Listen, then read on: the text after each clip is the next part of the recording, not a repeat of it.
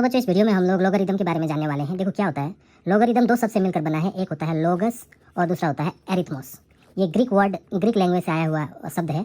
लोगस का अर्थ होता है तर्क या अनुपात और एरिथमोस का अर्थ होता है संख्या। इसकी शुरुआत 17वीं सदी में शुरुआत में स्कॉटिश मैथमेटिशियन थे जिसका नाम था जॉन नेपियर। इसी साइंटिस्ट ने, इसी मैथमेटिशियन ने इसकी खोज की थी। और लॉगरिदम जो शब्द है इसका अर्थ होता है संख्या का अनुपात या गणना का तर्क करना।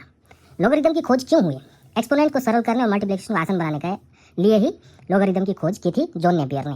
ठीक है, तो बच्चों अब आ जाओ इसके फॉर्म के विषय में।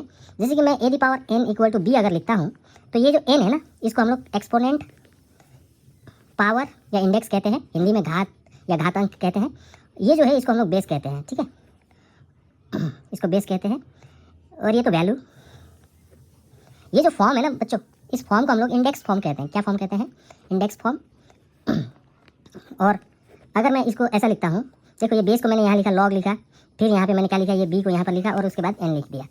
तो बच्चों इसको हम लोग कहते हैं लॉगरिदमिक फॉर्म। Logarithmic form. ठीक है, इतना क्लियर हुआ। अभी आ जाओ कुछ एग्जांपल देता हूँ। जैसे two the power cube equal to कितना होता है 8। इसको अगर लॉगरिदमिक फॉर्म में लिखना है तो लॉग, ये टू बेस को यहाँ लिखेंगे नीचे और ये 8 को यहाँ लिख के पावर को इधर लिख देते हैं, इंडेक्स को। ठीक है, इसी प्रकार से अगर एक्स स्क्वायर इक्वल टू 9 होता है तो इसको हम लोग बच्चों ऐसे लिख सकते हैं एक्स 9 इक्वल टू 2। 4 का स्क्वायर अगर 16 है, इसको लॉगरिदमिक फॉर्म में log 4 16 इज इक्वल टू 2 लिखते हैं। तो आई होप आप लोगों को ये छोटा सा इन्फॉर्मेशन लॉगरिदम के बारे में क्लियर हुआ होगा। तो मिलते हैं बच्चों अगले वीडियो में।